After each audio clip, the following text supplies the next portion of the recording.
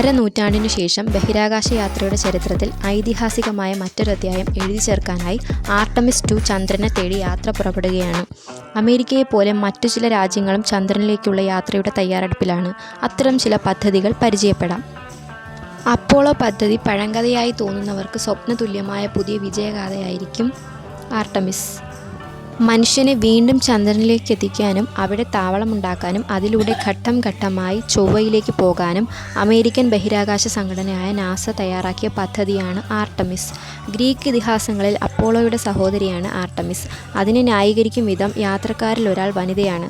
അങ്ങനെ ചരിത്രത്തിൽ ആദ്യമായി ഒരു വനിതയും ചന്ദ്രനെ ചുറ്റിവരും.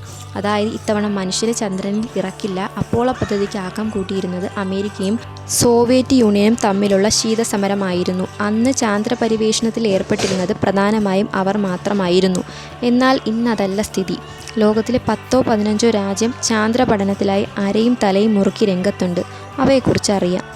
ചൈനയുടെ ചാങ് ഇ ചാന്ദ്രയാത്രയ്ക്കുള്ള തയ്യാറെടുപ്പിൽ ഏറ്റവും മുൻനിരയിലാണ് ചൈന. ചാങ് ഇ എന്ന പേരിലാണ് ചൈന തങ്ങളുടെ ചന്ദ്രദൗത്യങ്ങൾ നടപ്പിലാക്കുന്നത്. ചാങ് ഇ 4 ദൗത്യത്തിലൂടെ ചന്ദ്രൻ്റെ മറുഭാഗത്ത് ഭൂമിയിൽ നിന്ന് കാണാത്ത ഭാഗം ഒരു പേടകമിറക്കി ചൈന ചരിത്രം സൃഷ്ടിച്ചു. ഈ വർഷം വിക്ഷേപിക്കാനിരിക്കുന്ന ചാങ് ഇ 7-ൽ വെളിച്ചമെത്താത്ത ചാന്ദ്രഗർത്തങ്ങളിൽ പറന്നിറങ്ങി പരിശോധന നടത്താനുള്ള ഒരു പറക്കും യന്ത്രപക്ഷിയും ഉണ്ട്.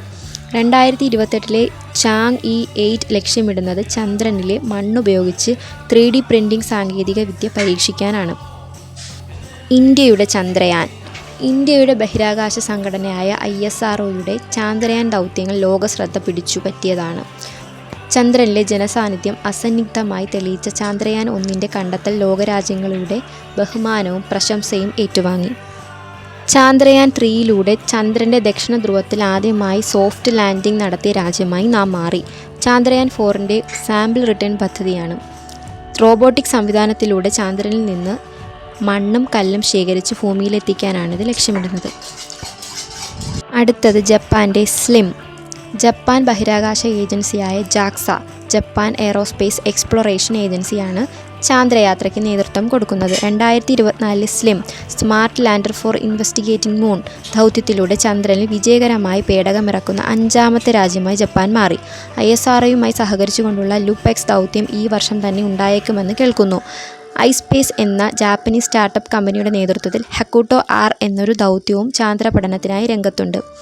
മറ്റു രാജ്യങ്ങൾ. അടുത്ത കാലത്ത് ലൂണ 25 പരാജയപ്പെട്ടത് റഷ്യയ്ക്ക് വലിയ തിരിച്ചടിയായിരുന്നുവെങ്കിലും ലൂണ 26-ലും ലൂണ 27-നും അണിയറയിൽ തയ്യാറെടുപ്പിലാണ്.